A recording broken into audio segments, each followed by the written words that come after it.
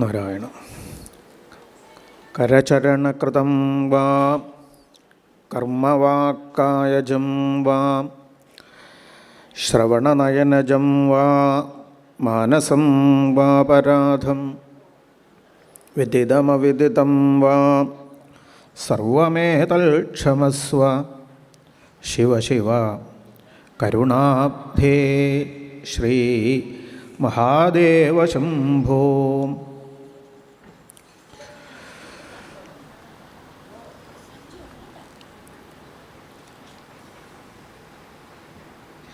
ഉൽപ്പത്യധ്വന്യശരണ ഉരുക്ലേശദുർഗേന്ദ്രകോഗ്രവ്യാളാൻവിഷ്ടേ വിഷയമൃഗതൃഷ്യാത്മഗേഹോരുഭാര ദ്വന്ദ്വശ്വഭ്രേ ഖലമൃഗഭയേ ശോകദാവേജ്ഞസാർത്ഥ പാദൗഗസ്തേ ശരണദകദാ യാതി കാമോപസൃഷ്ടാം. അയം ത്വൽ കഥാമൃഷ്ടപീയൂഷനദ്യാം മനോവാരണക്ലേശദാവാഗ്നിദഗ്ധ തൃഷാർത്തോ വഗാഢോ ന സസ്മാരദാവം ന നിഷ്ക്രാമതി ബ്രഹ്മസമ്പന്നവന്ന. ത്വം ക്രതുഃ ത്വം ഹവിസ്ത്വം ഹുനാശസ്വയം ഹുതാശസ്വയം ത്വം ഹി മന്ത്രഃ സമിദ്ദർഭപാത്രാണി ച ത്വം സദസ്പൃഥ്വിജോ ദമ്പതി ദേവതാ അഗ്നിഹോത്രം സ്വധാ സോമ ആജ്യം പശു ത്വം പുരാഗാം രസായാമഹാസൂകരോ ദംഷ്ട്രയാ പത്മിനീം വാരണേന്ദ്രോ യഥാ സ്തൂയമാനോ നദൻലീലയാ യോഗിഭിഃ വ്യുജ്യഹർത്ഥത്രയീഗാത്ര യജ്ഞക്രതും. സപ്രസീദത്വമസ്മാകമാകാംക്ഷതാം ദർശനം തേ പരിഭ്രഷ്ടസൽക്കർമ്മണാം കീർത്യമാനേ നൃഭിർനാംനി യജ്ഞേശ തേ യജ്ഞവിഘ്നാ ക്ഷയം യാന്തി തസ്മൈ നമഃ. നമസ്തേ ശ്രിതസത്വായ ധർമാദീനാം ച സൂതയേ നിർഗുണായ ച യൽകാഷ്ഠാം നാഹം വേദാപരേപി ച. സർവത്ര ഗോവിന്ദനാമസങ്കീർത്തനം ഗോവിന്ദ ഗോവിന്ദ.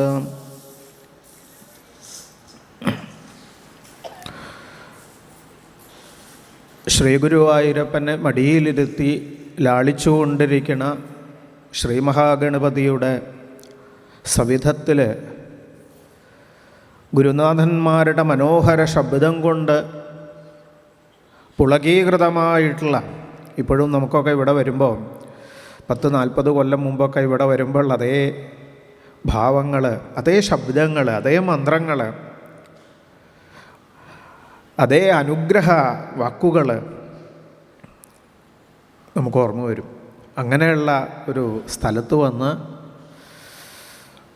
ഗുരുവായൂരപ്പനെ കുറിച്ചിട്ട്, ഗുരുനാഥന്മാരെ കുറിച്ചിട്ട് അനുസ്മരിക്കാൻ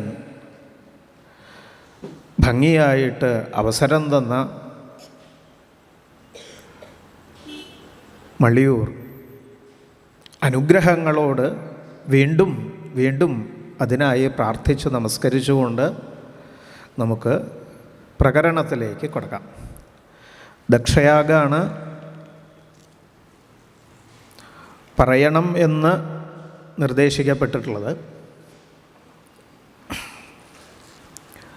ഭാഗവത ആഖ്യായികളിൽ കൂടിയിട്ട് കടന്നു പോകുമ്പോൾ ഓരോ കഥകളും കഥാമൃത രസാസ്വാദ കുശലന്മാരായിരിക്കണം എന്നാണ് വന്നിരിക്കുന്ന ആൾക്കാർ. ആ കഥകളുടെ ഉള്ളിലുള്ള ആനന്ദത്തെ അതിനൊരു സിംബോളിക്കായിട്ട് തത്വം എന്നൊന്നും പറയാൻ നിശ്ചയിച്ചിട്ടില്ല. പക്ഷെ ഓരോ പ്രകരണങ്ങളും ഉള്ളിലേക്ക് പോയിട്ട് അതിൽ നിന്ന് കിട്ടുന്ന പരമാനന്ദത്തെ ഏറ്റെടുക്കാനുള്ള അധികാരം, അവകാശം ഒക്കെ ഉള്ള ആൾക്കാരാണ് നമ്മൾ. ഭാഗവതത്തിൻ്റെ മുന്നിൽ വന്നിരിക്കുമ്പോൾ, പ്രത്യേകിച്ച് ഒരു സത്ര സ്വഭാവമുള്ള ഒരു യജ്ഞത്തിൻ്റെ മുന്നിലേക്ക് വന്നിരിക്കുമ്പോൾ, അതിൻ്റെ ഉള്ളറകളിലേക്ക് കടന്നു ചെന്ന് അതിലുള്ള ആനന്ദത്തെ, അതൊരു പഠനമല്ല, ഒരു റെക്കോർഡ് ചെയ്തിട്ട് പോയിട്ട് പഠിക്കാൻ പറ്റുന്ന ഒരു ആനന്ദമല്ല ഭാഗവതം കിട്ടുക, അല്ലെങ്കിൽ നോട്ട് എഴുതി കൊണ്ടുപോയിട്ട് ഏറ്റെടുക്കാൻ പറ്റുന്നതല്ല ഭാഗവതം. അതിൻ്റെ ഉള്ളിലേക്ക് ആഴങ്ങളിൽ കടന്നു ചെന്ന് അതിലുള്ള ആനന്ദത്തെ എടുക്കാൻ സാധിക്കണം. എല്ലാ പ്രകരണങ്ങളും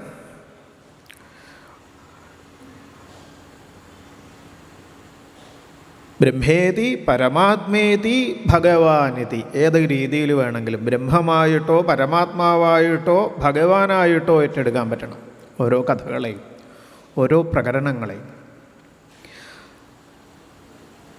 അത്യത്ഭുതകരങ്ങളായിട്ടുള്ള ചരിത്രങ്ങൾ കൊണ്ട് നിറച്ചതാണ് ഭാഗവതം. ഓരോ പ്രകരണവും ഇതുപോലെയാണ്. അതിൽ ദക്ഷയാഗം, ഒരു ജാമാതാവും ശ്വശുരനും തമ്മിലുള്ള ഒരു പിണക്കത്തിൻ്റെ കഥ പറയാൻ ഭാഗവതം വേണ്ട. ഒരു ഭാര്യാപിതാവും മരുമകനും തമ്മിലുള്ള ഒരു വഴക്കിൻ്റെ ഒരു കഥ പറയാൻ അത് നമ്മുടെ TV സീരിയലിൽ കൂടെയൊക്കെ ധാരാളമായിട്ട് കാണുന്നുണ്ട്. അപ്പം അതല്ല ഈ കഥ. ഭാഗവത വിഷയം എന്താണ് എന്ന് ഓരോ പ്രകരണങ്ങളിൽ കൂടി, ഇവിടെ മാത്രമല്ല ഓരോ പ്രകരണങ്ങളിൽ കൂടിയിട്ടും കാണിച്ചു തരും. ഭവേ എന്ന് പറഞ്ഞാണ് ഈ പ്രകരണം തുടങ്ങുന്നത് തന്നെ. ഭവേ ശീലവതാം ശ്രേഷ്ഠേ ദക്ഷോ ദുഹിതൃവത്സല വിദ്വേഷമകരോ എന്ന് പറഞ്ഞു തുടങ്ങിയിട്ട് കസ്തും ചരാചരഗുരും നിർവൈരം ശാന്തവിഗ്രഹം ആത്മാരാമം കഥം ദ്വേഷ്ടി ജഗതോ ദൈവതം മഹൽ എന്നുള്ള ആമുഖം ദക്ഷയാഗത്തിൽ. നമ്മൾ കഥകളൊക്കെ നിങ്ങൾക്കറിയാം, കഥകളിങ്ങനെ സൂചിപ്പിച്ചു പോവുകയുള്ളൂ. അത്ഭുതം, ഭാഗവതം എന്നുള്ളൊരു അത്ഭുതമുണ്ട്. ഭാഗവതം എന്നുള്ള അത്ഭുതം നമുക്ക് തുടക്കത്തിലുള്ള ഓരോ പ്രകരണങ്ങളുടെയും തുടക്കവും ഒടുക്കവും ശ്രദ്ധിച്ചാൽ ആ പ്രകരണത്തെ എങ്ങനെ സമീപിക്കണം എന്ന് പലപ്പോഴും മനസ്സിലാവും. ചരാചരഗുരുവായിട്ടുള്ള, ഇങ്ങനെയാണ് പറഞ്ഞു തുടങ്ങുന്നത്, ചരാചരഗുരുവായിട്ടുള്ള നിർവൈരനായിട്ടുള്ള അതിശാന്തപ്രസാദാത്മകമായിട്ടുള്ള ആനന്ദമായിട്ടുള്ള ആത്മാരാമനായിട്ടുള്ള മഹാദേവനെ കാണിച്ചു തന്നിട്ടാണ് ദക്ഷയാഗം ഇങ്ങനെ തുടങ്ങുക എന്നർത്ഥം. എന്നിട്ട് ഭഗവതുപദേശം, ഭഗവാന്റെ വാക്കുകളിലേക്ക് ചെന്ന് സമർപ്പിക്കപ്പെടും ദക്ഷയാഗം. ഭഗവാൻ തന്നെ വന്ന് എങ്ങനെ ഭേദബുദ്ധിയില്ലാതെ ഈശ്വരന്മാരെ കാണണം എന്നുള്ള പാഠം പഠിപ്പിച്ചുകൊണ്ടാണ് സമർപ്പിക്കുക എന്നർത്ഥം. അതിൻ്റെ ഇടയിലേക്ക് വരുന്ന പലവിധ വിഷയങ്ങളുണ്ട്. അപ്പോൾ ഒരു വഴക്കിൻ്റെ കഥകളിൽ കൂടിയിട്ട് ഭാഗവത സന്ദേശത്തെ, ഭാഗവതധർമ്മത്തെ നിങ്ങളിലേക്ക് എത്തിച്ചേർക്കുക. വേദവിഷയം, വേദത്തിലെ പ്രധാനമായിട്ട് പ്രവൃത്തിപഥം നിവൃത്തിപഥം, രണ്ട് വിഷയങ്ങളുണ്ട് വേദത്തിൽ. രണ്ടും വേദത്തിൻ്റെ വിഷയമാണ്. ഈ ദക്ഷയാഗത്തിൻ്റെ പ്രകരണം എന്ന് പറഞ്ഞാൽ അതിമനോഹരമായിട്ട് ഭാഗവതത്തിൻ്റെ ആത്യന്തികമായിട്ടുള്ള രീതികളിലേക്ക് നമ്മളെ കടന്നു ചെല്ലാൻ പ്രേരിപ്പിക്കും. ഏകാദശ സ്കന്ധത്തിലെ ഉദ്ധവനോട് ഭഗവാൻ പറയുന്നുണ്ട്, തുടക്കത്തിൽ തന്നെ, ഉപദേശത്തിൻ്റെ തുടക്കത്തിൽ തന്നെ, നിവൃത്തം കർമ്മസേവേത പ്രവൃത്തം മൽപ്പരസ്ത്യജേത് എന്ന് പറഞ്ഞിട്ട് തുടങ്ങും ഉപദേശം. ഭാഗവത വിഷയം എന്ന് പറഞ്ഞാൽ രണ്ടും, പ്രവൃത്തിയും നിവൃത്തിയും വേദത്തിലെ വിഷയമാണ്. ഇതൊക്കെ അറിയുമെന്നാണ് ഞാൻ വിചാരിക്കുന്നത്. നിങ്ങൾക്ക് ഭാഗവതം കേട്ട ആൾക്കാരാണെങ്കിൽ കുറച്ചിങ്ങനെ അതിൻ്റെ ഉള്ളിലേക്ക് എന്താണ് എന്നറിയണം. നമ്മൾ ഇപ്പോൾ ഇവിടെ അനേകം വഴിപാടുകളുടെ ലിസ്റ്റ്, ക്ഷേത്രത്തിൽ പോയാലും മന്ദിരങ്ങളിൽ പോയാലും പല വിധത്തിലുള്ള കർമ്മങ്ങളുടെ, പൂജകളുടെ ലിസ്റ്റ് ഇന്ന പൂജ ചെയ്താൽ ഇന്നതാണ് അതിൻ്റെ ഫലമായിട്ട് കിട്ടുക എന്നുള്ളതിൻ്റെ സൂചനകൾ ഒക്കെ ഓരോ ക്ഷേത്രത്തിലും ഇങ്ങനെ കാണാൻ സാധിക്കും. നമ്മൾ എന്തിനാ ഈ വഴിപാട് എടുക്കുന്നത്? എന്തിനാ? ഓരോ രശീതിയും എടുത്തിട്ട് അത് കൊണ്ടുപോയിട്ട് സമർപ്പിക്കണത് എന്തിനാ? ഇത് വേദത്തിലൊരു വിഷയമാണ്. അപ്പോൾ അവിടെ എഴുതി വച്ചിട്ടുള്ള ഏതെങ്കിലും ഫലങ്ങളെ ഏറ്റെടുക്കുകയാണ് നമ്മൾ ചെയ്യുന്നത്.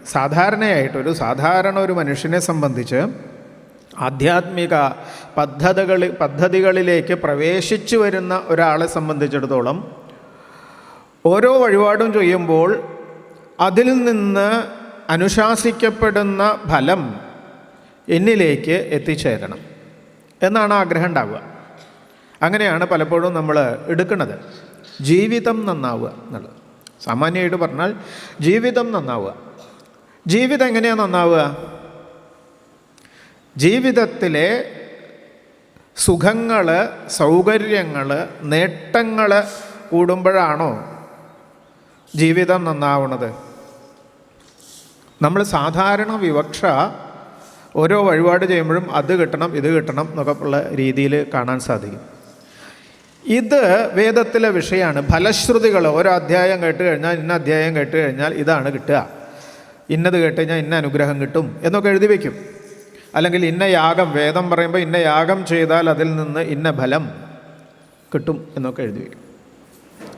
ഇത് വേദത്തിൻ്റെ ഒരു രീതിയാണ്.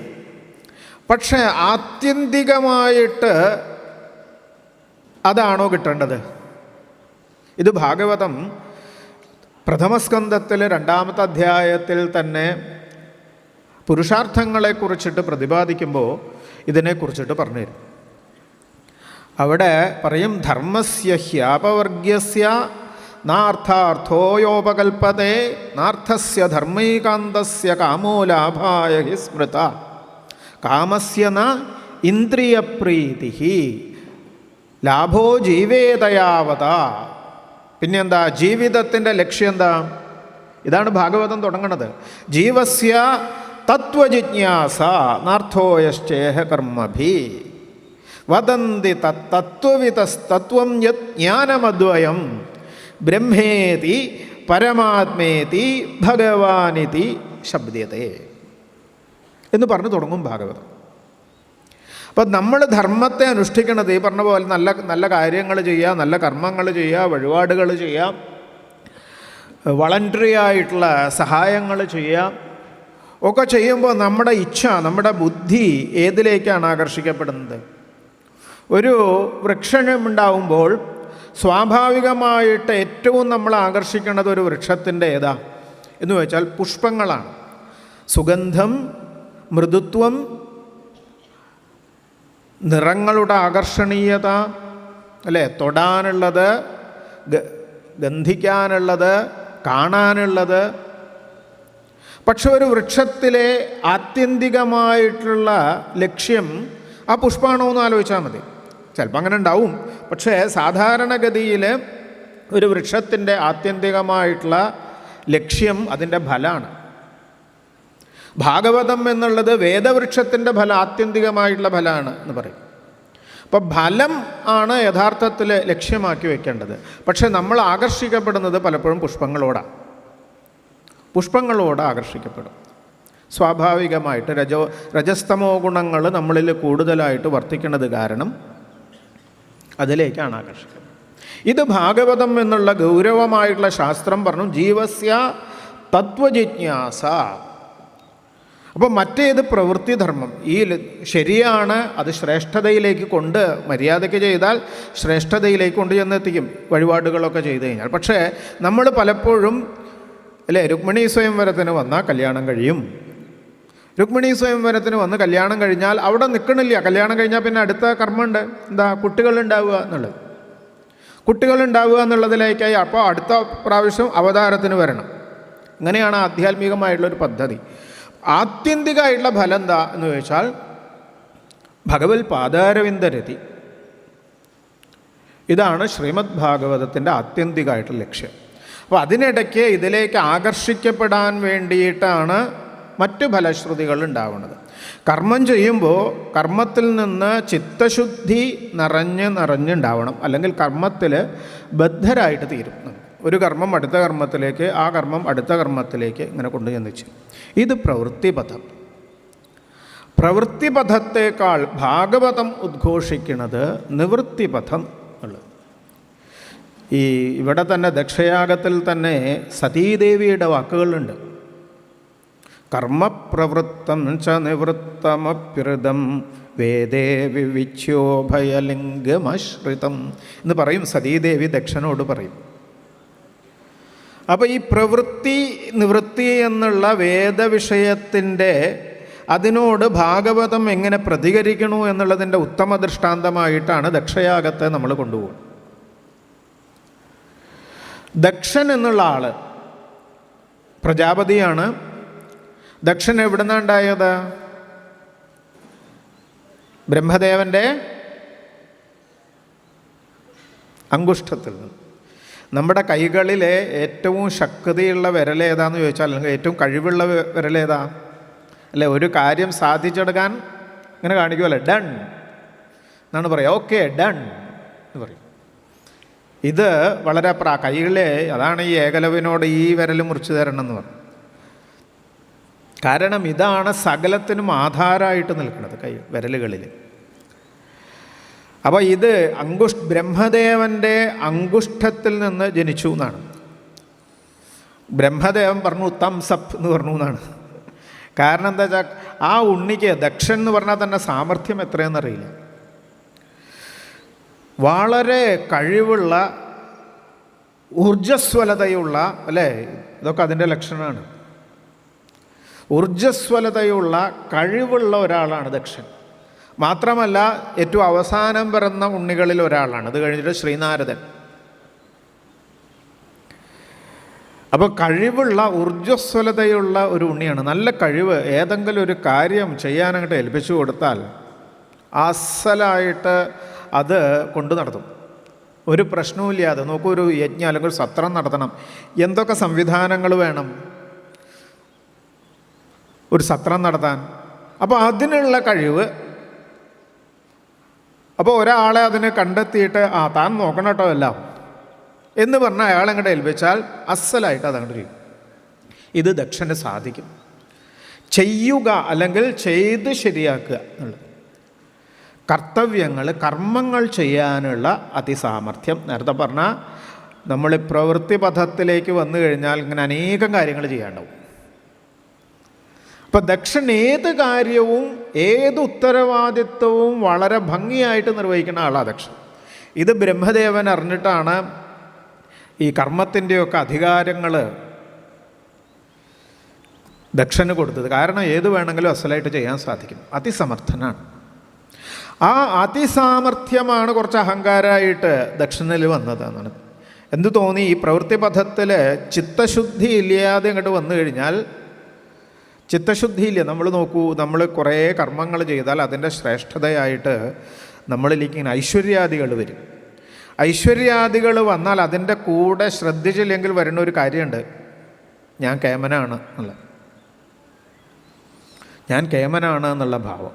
ഞാൻ വലിയ ആളാണ്, എന്നെ വന്ന് എതിരേറ്റ് കൊണ്ടുപോകണം, എന്നെ ആദരിക്കണം എല്ലാവരും. ഇതിൻ്റെ ചിത്തശുദ്ധി ഇല്ലാതെ ചെയ്യുമ്പോഴുള്ളൊരു പ്രശ്നമാണിത്. അപ്പോൾ ചെയ്യുന്നത് ബാക്കിയുള്ളവരെ കാണിക്കാൻ വേണ്ടി, ഞാൻ ചെയ്യണത് എല്ലാവരും കാണണം എന്നുള്ള ഷഡ്യം, ഇത് പ്രവൃത്തിപഥത്തിൻ്റെ ഒരു രീതിയാണ്. ഇതിനെ സാങ്കേതികമായിട്ട് പറയാം ധൂമപഥം എന്നാണ് പറയുക. ഈ ദക്ഷയാഗത്തിൽ ഈ പദമൊക്കെ വരുന്നുണ്ട്. അതിൻ്റെ ഉള്ളറകളിലേക്ക് കടന്നാലാണ് ധൂമപഥശ്രമസ്മയം എന്ന് പറയും. ദക്ഷയാഗത്തിനെ പറയുക ധൂമപഥശ്രമസ്മയം ആണ് ദക്ഷൻ എന്നാണ്. ധൂമപഥശ്രമസ്മയനാണ് ദക്ഷൻ. ധൂമപഥം അത് കുറച്ചിങ്ങനെ പറഞ്ഞു പോകാം നമുക്ക്, അപ്പോഴേക്കും നമ്മുടെ സമയമൊക്കെ കഴിഞ്ഞ്. ധൂമപഥം എന്ന് പറഞ്ഞാൽ ഒരു ഹോമം ചെയ്യണം. ഹോമം ചെയ്യുമ്പോൾ അവിടെ ഈ ആ യജ്ഞം അല്ലെങ്കിൽ ഹോമത്തിൻ്റെ ആത്യന്തികമായിട്ട് പ്രോജ്വലിക്കേണ്ടത് എന്താ? ജാതവേദസമാകുന്ന അഗ്നി പ്രോജ്വലിച്ച് നിൽക്കണം. ജ്ഞാനമാകണ അഗ്നി, ബ്രഹ്മസ്വരൂപമാകണ അഗ്നി അനുഗ്രഹം വർഷിച്ചുകൊണ്ട് പ്രോജ്വലിച്ച് നിൽക്കണം. ഈ അഗ്നി പ്രോജ്വലിക്കുന്നതിന് പകരം പുക ഉണ്ടായാൽ എന്താ ഉണ്ടാവുക? ധൂമം എന്ന് പറഞ്ഞാൽ പുകയുണ്ട്. അഗ്നിക്ക് പകരം പുക ഉണ്ടായാൽ ഒരു ഹോമം ചെയ്യുമ്പോൾ എന്താ ചെയ്യണ ആളുണ്ട് അല്ലേ, അതിനെ സ്പോൺസർ ചെയ്യുന്ന ആൾക്കാർ അടുത്തൊക്കെ നിൽക്കുന്നുണ്ടാവും, അതിൻ്റെ സദസ്യരായിട്ട് കുറേ പേരൊക്കെ ഉണ്ടാവും, അവിടെ സ്തുതിഗീതങ്ങൾ പാടുന്ന ആൾക്കാരുണ്ടാവും, കീർത്തനാദികൾ ചെയ്യുന്ന ആൾക്കാരുണ്ടാവും, കാണാൻ വന്നിരിക്കുന്ന ആൾക്കാരുണ്ടാവും, അനുഗ്രഹം കൊടുക്കാൻ വന്ന ഈശ്വരന്മാരുണ്ടാവും, ചെയ്യുന്ന ആളുണ്ടാവും, ഫലം കൊടുക്കുന്ന ആളുണ്ടാവും, സൂപ്പർവൈസ് ചെയ്യുന്ന ആളുണ്ടാവും അല്ലേ. ഇതൊക്കെ സാങ്കേതികമായിട്ട് യാഗത്തിലും യജ്ഞത്തിലും ഹോമത്തിലും കാണാൻ സാധിക്കുന്ന അംഗങ്ങളാണ്. സാധാരണഗതിയിൽ പറയുമ്പോൾ തന്നെ ചെയ്യുന്ന ആളും അതിൻ്റെ ഫലം കൊടുക്കുന്ന ആളും അതിനെ നോക്കി നിൽക്കുന്ന ആൾക്കാരും അതിനെ കീർത്തിക്കുന്ന ആൾക്കാരും സൂപ്പർവൈസ് ചെയ്യുന്ന ആൾക്കാരും ഒക്കെ ഉണ്ടാവും. അഗ്നിയാണെങ്കിൽ, ജ്ഞാനമാകണ അഗ്നിയാണ് ഹോമത്തിൽ നിന്നുണ്ടാവണമെങ്കിൽ എല്ലാവർക്കും അതിൻ്റെ അനുഗ്രഹം ഇങ്ങനെ വരും. അതിന് പകരം ഹോമിക്കുമ്പോൾ നമ്മുടെ ഗ്രാമ്യമായിട്ടുള്ള രീതിയിൽ പറയുമ്പോൾ ഹോമിക്കുമ്പോൾ അഗ്നിക്ക് പകരം പുക ഉണ്ടായാൽ എന്താ ഉണ്ടാവുക? ആരൊക്കെ കരയും? ചെയ്യണ ആൾ കരയും അല്ലേ, ചെയ്യണ ആൾ കരയും, നോക്കി നിൽക്കുന്ന ആൾക്കാർ കരയും, പാട്ട് പാടുന്ന ആൾക്കാർ പറയാല്ലേ, കരയാൻ മാത്രമല്ല അവർ പാട്ട് പാടുന്നതിന് പകരം വേറെ ശബ്ദങ്ങളുണ്ടാവും. വന്നിരിക്കുന്ന ഈശ്വരന്മാർ അവർക്ക് അതിൻ്റെ ബുദ്ധിമുട്ടുണ്ടാവും, സൂപ്പർവൈസ് ചെയ്യുന്ന ആൾക്കാർക്ക് അതിൻ്റെ ബുദ്ധിമുട്ടുണ്ടാവും. ചിലർക്ക് കഫം വരും അല്ലേ, ചിലർക്ക് ശബ്ദമില്ലാതെയാവും, ചിലർക്ക് ജലദോഷം വരും, ചിലർ കരയും.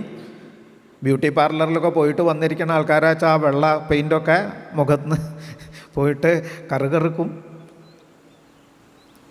ധൂമപഥം, ധൂമത്തിൻ്റേതായിട്ടുള്ള മാർഗം. പക്ഷേ ഈ പ്രവൃത്തിയിൽ ഇതാണ് ഈ പ്രവൃത്തി പഥം, പ്രവൃത്തി കാര്യം എന്ന് പറഞ്ഞെങ്കിൽ പ്രവൃത്തി വിധിവേദത്തിലെ ധൂമപഥം എന്നാണ് അതിന് പറയുക. മറ്റേതിന് അഗ്നിപഥം എന്നൊരു ഭാഷയുണ്ട്. നിവൃത്തിക്ക് അഗ്നിപഥം എന്നൊരു വാക്കുണ്ട്, ധൂമപഥം എന്നുള്ള പ്രവൃത്തി മാർഗത്തിനുണ്ട്. ഭാഗവത വിഷയം ഇതിനെ വേറൊരു ഭാഷയിൽ പറഞ്ഞാൽ നിങ്ങൾ കേട്ടിട്ടുണ്ടാവും, പൂർവമീമാംസ ഉത്തരമീമാംസ എന്ന് പറയും. അപ്പോൾ പൂർവമീമാംസ ഉത്തരമീമാംസ അതിൻ്റെയൊക്കെ ഒരു അംശങ്ങളൊക്കെ ഈ പ്രവൃത്തിയിലും നിവൃത്തിയിലൊക്കെ വരും. നിവൃത്തി എന്ന് പറഞ്ഞാൽ ഉത്തരമീമാംസ, പ്രവൃത്തി എന്ന് പറഞ്ഞാൽ പൂർവമീമാംസ. വേദവിഷയമാണെങ്കിലും അതുപോലെ ശരിയായിട്ട് ചെയ്തില്ലെങ്കിൽ പൂർവമീമാംസ ഇതുപോലെയായിട്ട് തരും. അപ്പോൾ ദക്ഷൻ നോക്കൂ, ദക്ഷൻ നമ്മൾ അവിടേക്ക് കഥകളിലേക്ക് തന്നെ വരാം, അതിൻ്റെ ഇടയ്ക്കാണ് നമ്മൾ കുറച്ചുകൂടി മുന്നോട്ട് പോയത്. ദക്ഷൻ യജ്ഞത്തിൻ്റെ അധികാരിയായി ഒരു സദസ്സിൽ അല്ലെങ്കിൽ ഒരു യജ്ഞ സദസ്സിൽ വെച്ച് എല്ലാവരും നിറഞ്ഞിരിക്കണം. അതൊക്കെ നിങ്ങൾക്ക് അറിയുന്നതാണ്. അവിടെ മഹാദേവൻ താൻ വന്നപ്പോൾ ബ്രഹ്മദേവനും മഹാദേവനും എഴുന്നേറ്റില്ല എന്ന് കണ്ട് കോപിഷ്ഠനായി. മഹാദേവന് ബ്രഹ്മദേവൻ വരെ എഴുന്നേൽക്കാത്തതിൽ കുറച്ച് വൈമനസ്യമുണ്ട് ദക്ഷനെ, പക്ഷെ സാരല്ല വിചാരിച്ചു എന്നാണ്. പ്രോട്ടോക്കോൾ പ്രകാരം ഞാൻ വരുമ്പോൾ ബ്രഹ്മദേവനും കൂടി, ഞാനാണ് ഇവിടുത്തെ ഏറ്റവും വലിയ ആൾ, അപ്പോൾ എൻ്റെ അച്ഛനാണെങ്കിൽ കൂടെ പ്രോട്ടോക്കോൾ പ്രകാരം സ്റ്റേജിൽ വരുമ്പോൾ അച്ഛനാണെങ്കിൽ എഴുന്നേറ്റ് നിൽക്കേണ്ടതാണ്. പക്ഷെ സാരമില്ല, അച്ഛനായി പോയി, ക്ഷമിച്ചു. മഹാദേവൻ ദക്ഷൻ്റെ 16ാമത്തെ പെൺകുട്ടിയായിരിക്കുന്ന സതീദേവിയെ വിവാഹം ചെയ്ത് ഉള്ള ആളാണ് മഹാദേവൻ. അപ്പം ബ്രഹ്മദേവനോടുകൂടിയുള്ള ദേഷ്യം കൂടി മഹാദേവനിലേക്ക് വന്നു. അങ്ങനെയാണ് നിസ്സാരമായിട്ടുള്ള വാക്കുകൾ. നോക്കൂ, ഈ ചിത്തശുദ്ധി ഇല്ലെങ്കിൽ, അഹങ്കാരം വന്നാൽ എത്ര വലിയ ആൾക്കാരായാലും അവരുടെ വാക്ക് നിസ്സാരമായിട്ട് പോകും. പക്ഷെ ഭാഗവതത്തിൻ്റെ വാക്കുകൾ നിസ്സാരാവില്ല. ഇവിടെ ദക്ഷൻ കുറേ വാക്കുകളൊക്കെ പറയും. യശോഘ്നോ നിരപത്രപ എന്നൊക്കെ പറയും. സാമാന്യാർത്ഥം ഈ ശിവനെ കുറിച്ചിട്ട് ഒന്നിനും കൊള്ളാത്തവൻ, ഒരു തരത്തിലുള്ള കീർത്തിയില്ലാത്ത ആൾ, ഒരു ലജ്ജയില്ലാത്ത ശ്മശാനത്തിലൊക്കെ പോയിട്ട് നൃത്തം വെച്ച് ഭസ്മധാരിയായിട്ട് ചുടലഭസ്മങ്ങളും തലയൊട്ടിമാലയൊക്കെ ധരിച്ച് നിൽക്കണ ആളെന്നൊക്കെയാണ് സാമാന്യാർത്ഥം. പക്ഷേ ഇവിടെ പറയും സരസ്വതി എന്നുള്ളത് ഭാഗവതത്തിലെ ഓരോ വാക്കും എനേയം വാങ്മയീ മൂർത്തി. യശോഘ്നഃ എന്ന് പറയുമ്പോൾ ഇവിടെ അർത്ഥം കണ്ടെത്തുക, വ്യാഖ്യാതാക്കൾ അർത്ഥം കണ്ടെത്തുക ഈ യശസ്സില്ലാത്ത ആളെന്നല്ല, ബാക്കി വലിയ വലിയ ആൾക്കാരുടെ യശസ്സിനെ നിസ്സാരമാക്കുന്ന ആളെന്നാണ് യശോഘ്നഃ. നിരപത്രപ, ലജ്ജയില്ലാത്ത ആൾ എന്ന് പറയുമ്പം അങ്ങനെയല്ല ഭാഗവതത്തിൻ്റെ വ്യാഖ്യാതാക്കളുടെ അർത്ഥം. അങ്ങനെ പറയാ, അതിനേക്കാൾ ശരിയായിട്ട് പറയുക ദക്ഷൻ അങ്ങനെയാണ് പറഞ്ഞതെങ്കിൽ കൂടെ നമ്മൾ ഏറ്റെടുക്കുമ്പം മഹാദേവനെ കുറിച്ചിട്ട് നിരപത്രപ എന്ന് പറഞ്ഞാൽ ലജ്ജയില്ലാത്ത ആൾ എന്നല്ല, അത്രപന്മാർ എന്ന് പറഞ്ഞാൽ അനാഥന്മാർ എന്നാണ്. അപ്പം അനാഥന്മാർക്ക് കൂടി ആശ്രയമായിട്ട ആൾ എന്നാണ് നിരപത്രപ എന്നുള്ള വാക്കിൻ്റെ അർത്ഥം കണ്ടെത്തേണ്ടത് എന്നൊക്കെയാണ്. എന്നുവെച്ചാൽ വാക്ക് ഭാഗവതത്തിലേക്ക് വരുമ്പോൾ അത് ഭംഗിയാവും എന്നർത്ഥം. പക്ഷേ ദക്ഷൻ ഈ നിസ്സാരമായിട്ടുള്ള വാക്കുകളാണ്. മഹാദേവൻ പക്ഷേ വലിയ കുഴപ്പമുണ്ടായില്ല, നേരത്തെ പറഞ്ഞ അർത്ഥങ്ങളൊക്കെ എടുത്തു എന്നാണ്.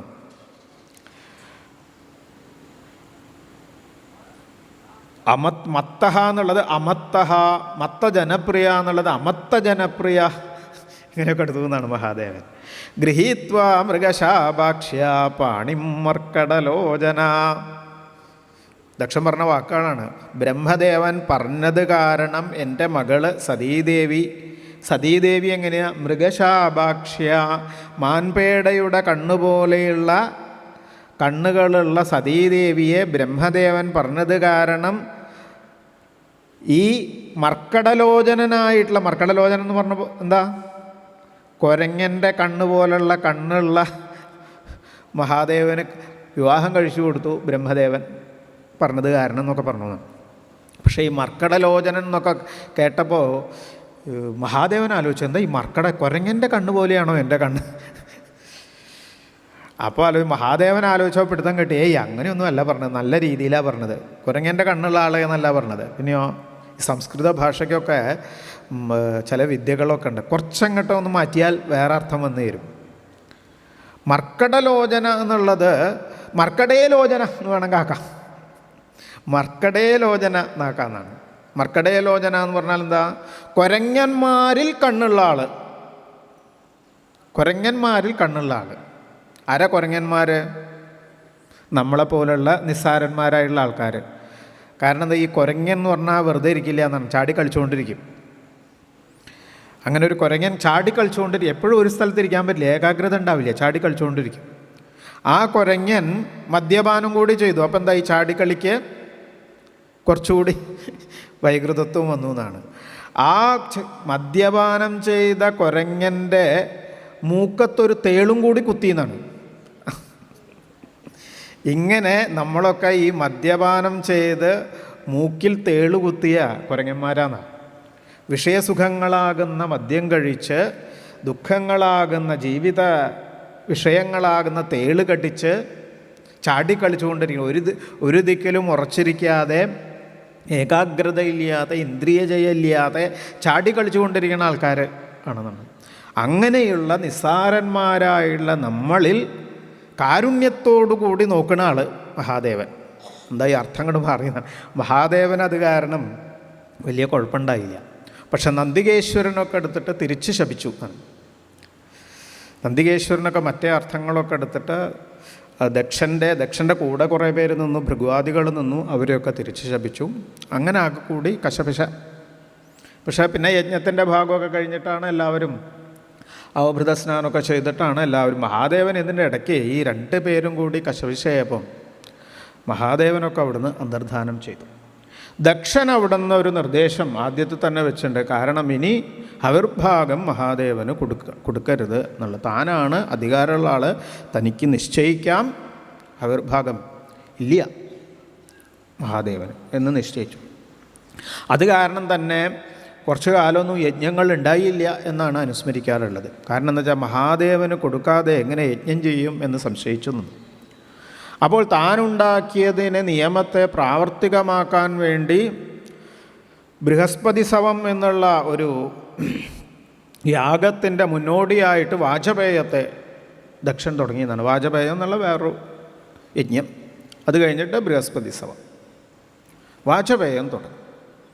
ആ വാജപേയത്തിലേക്ക് എല്ലാവരെയും ക്ഷണിച്ചു. കൈലാസത്തിൽ ക്ഷണമില്ല. കഥകൾ കൂടുതൽ പറയാത്തത് നിങ്ങൾക്ക് അറിയണ കാരണമാണ്. ഈ കൈലാസം എന്നുള്ളത് ഹിമാലയത്തിൻ്റെ മുകളിൽ, ഹിമാലയത്തിൻ്റെ ലോഹാഘട്ട് എന്നൊക്കെ പറഞ്ഞാൽ ഹിമാലയത്തിൻ്റെ വേറൊരു പ്രദേശത്തൊക്കെ ആയിട്ടാണ് ദക്ഷൻ്റെ സ്ഥലമൊക്കെ ഉള്ളത് എന്നൊക്കെയാണ് ഇപ്പോഴത്തെയും ആൾക്കാർ അനുസ്മരിക്കാറുള്ളത്. ലോഹാഘട്ട് എന്നൊക്കെ പറഞ്ഞിട്ടൊരു ഭാഗങ്ങളിലൊക്കെ ആയിട്ടാണ്. വേറൊരു കുറേ താഴത്ത് വേറൊരു സ്ഥലത്താണ് ഈ ദക്ഷൻ്റെ സ്ഥലം എന്ന് വയ്ക്കുക. അപ്പോൾ ദക്ഷയാഗത്തിന് പോകാൻ വേണ്ടി വിമാനത്തിൽ കയറി ദേവസ്ത്രീകളും മറ്റനേകം പേരും പോകാൻ വേണ്ടി വിമാനത്തിൽ കയറി ഈ കൈലാസത്തിൻ്റെ മുകളിൽ കൂടെ പറന്നു പോകുമ്പോഴാണ് സതീദേവി അതിനെ കണ്ട് മഹാദേവനോട് അഭ്യർത്ഥിച്ചത്, നമുക്കും പോകേണ്ടതല്ലേ എന്ന് അഭ്യർത്ഥിച്ചത്. സതീദേവി അനേകം ന്യായങ്ങൾ, ഒന്ന് സഹോദരിമാരൊക്കെ പോകുന്നുണ്ട്, അപ്പോൾ അവർ വിമാനത്തിൽ നിന്ന് സതീദേവിയെ താഴേക്ക് നോക്കിയിട്ട് സതീദേവി വരണില്ലേ എന്ന് ചോദിക്കുന്നുണ്ട്. ഇത് കണ്ടപ്പോൾ താൻ കളിച്ച് നടന്ന സ്ഥലത്തേക്ക് പോകാനുള്ള, സ്വന്തം ഗൃഹത്തിലേക്ക് പോകാനുള്ള ഒരു മോഹം സതീദേവിയിൽ. മഹാദേവനോട് അഭ്യർത്ഥിച്ചു, പല ന്യായങ്ങൾ പറഞ്ഞു. അച്ഛൻ ക്ഷണിച്ചില്ല എന്നറിയാം, എന്നാലും നമുക്ക് പോകാനുള്ള അധികാരമുണ്ട്. ഇങ്ങനത്തെ സ്ഥലത്തേക്ക് യജ്ഞത്തിലേക്ക് ക്ഷണിക്കേണ്ട ആവശ്യമില്ല, സ്വന്തം ഗൃഹത്തിലേക്ക് പോകാൻ ക്ഷണിക്കേണ്ട ആവശ്യമില്ല, ഇങ്ങനെയൊക്കെ പലതൊക്കെ പറഞ്ഞു. അതൊന്നും ഞാൻ പറയണില്ല, അതൊക്കെ നിങ്ങൾക്ക് അറിയുന്ന കഥകളുടെ ഭാഗമാണ്. സതീദേവിയുടെ ഉള്ളിൽ മഹാദേവന് ഒന്ന് ആ ദക്ഷനെ അവിടെ മുമ്പ് ഉണ്ടായ സംഭവത്തിൽ മഹാദേവന് എഴുന്നേൽക്കായിരുന്നില്ലേ എന്നൊരു സൂചന ഉണ്ടോ എന്നൊക്കെ ഒരു സംശയം. എന്നാൽ കുഴപ്പമൊന്നും ഉണ്ടാവില്ലല്ലോ, കാര്യങ്ങളൊക്കെ അറിഞ്ഞിട്ടുണ്ട് സതീദേവിക്ക്. ഇതിന് മറുപടിയായിട്ട് മഹാദേവൻ പറഞ്ഞു, ഐശ്വര്യാദികളൊക്കെ തിളങ്ങി നിൽക്കുന്നത് എവിടെയാണ് നല്ലോണം തിളങ്ങി നിൽക്കുക ചോദിച്ചാൽ, നല്ല സ്ഥലങ്ങളിൽ ഐശ്വര്യാദികൾ ഉണ്ടാകുമ്പം അത് ലോകത്തിന് അനുഗ്രഹമായിട്ട് തീരും. അഹങ്കരിക്കണ മത്തന്മാരായിട്ടുള്ള ആൾക്കാരിൽ ഐശ്വര്യാദികൾ വന്നാൽ അത് ചിലപ്പോൾ ദോഷത്തിനായിട്ട് ഭവിക്കും സതീദേവി.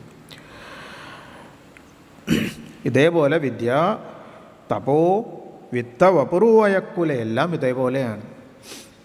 അപ്പോൾ പോകണ്ട എന്നാണ് എൻ്റെ അഭിപ്രായം. കാരണം അവിടെ പോയാൽ സ്വന്തം ശത്രുക്കൾ നമ്മുടെ നേരെ കോപിച്ചാൽ അത് സ്വാഭാവികമാണ്. പക്ഷെ സ്വന്തം ആൾക്കാർ നമ്മളോട് അവജ്ഞയോടുകൂടി പെരുമാറിയാൽ ചിലപ്പോൾ അത് ഹൃദയഭേദകമായിട്ട് തീരും, മരിച്ചാൽ മതിയെന്ന് തോന്നും. എന്നുവെച്ചാൽ ശത്രുക്കൾ അവരുടെ നമ്മളെ അടിക്കാൻ വരിക, യുദ്ധം ചെയ്യാൻ വരിക ഒക്കെ സ്വാഭാവികമാണ്, അത് നമുക്കറിയാം, അല്ലെങ്കിൽ അങ്ങനെ ഉണ്ടാവുള്ളൂ എന്നറിയാം. പക്ഷേ ഇങ്ങോട്ട് ആദരിച്ച് പൂജിച്ച് സ്നേഹിച്ചു കൊണ്ടുപോയിട്ട് വാത്സല്യത്തോടു കൂടി ഏറ്റെടുക്കേണ്ട ആൾക്കാർ അതേപോലെ പെരുമാറിയാൽ ചിലപ്പോൾ അത് മർമ്മഭേദകമായിട്ട് തീരും, ചിലപ്പോൾ മരിച്ചാൽ മതിയെന്ന് തോന്നും. പിന്നെ ദക്ഷൻ സദസ്സിൽ വന്നപ്പം ഞാൻ എഴുന്നേറ്റ് നിന്നില്ല എന്നുള്ളത് പുറത്തേക്കുള്ള ഒരു പ്രകടനം മാത്രമേ ഉള്ളൂ. ഞാൻ നല്ലവണ്ണം ആദരിച്ചിട്ടുണ്ട് ദക്ഷനെ.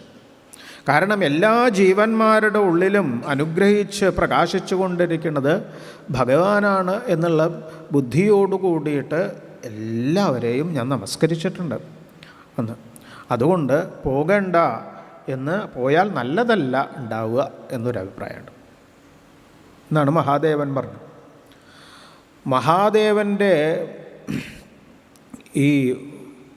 മഹാദേവൻ്റെ സങ്കല്പം എന്താ വെച്ചാൽ സതീദേവിയുടെ ദേഹത്യാഗം ഉണ്ടാവുമെന്ന് ഏകദേശം ഉറപ്പായിട്ടുണ്ട്. അപ്പോൾ ഇവിടെ വെച്ചിട്ട് കൈലാസത്തിൽ വെച്ച് ശരീരത്തെ വെടിഞ്ഞാൽ കുഴപ്പമില്ല, പക്ഷേ ബുദ്ധി ചിലപ്പം ദക്ഷൻ്റെ യാഗത്തിലേക്ക് പോകാൻ പറ്റിയില്ലല്ലോ എന്നുള്ള ഓർമ്മയായിരിക്കും. ദക്ഷയാഗത്തെ ഓർമ്മിച്ചുകൊണ്ടാവും ഇവിടെ വെച്ച് ശരീരത്യാഗം ചെയ്താൽ. അപ്പോൾ അത് ചിലപ്പോൾ നിസ്സാരതയിലേക്ക് പോകാൻ സാധിക്കും. അതേസമയം അവിടെ ചെന്നിട്ട് ദേഹത്യാഗം ചെയ്താലോ മഹാദേവനെ ഓർമ്മിച്ചുകൊണ്ട് ദേഹത്യാഗം ചെയ്യും.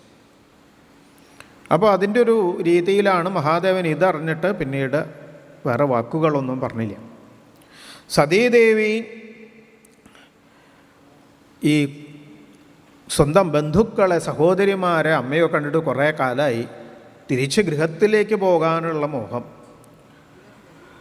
അങ്ങനെയാണ് അവിടുന്ന് പുറപ്പെടണമെന്നർത്ഥം.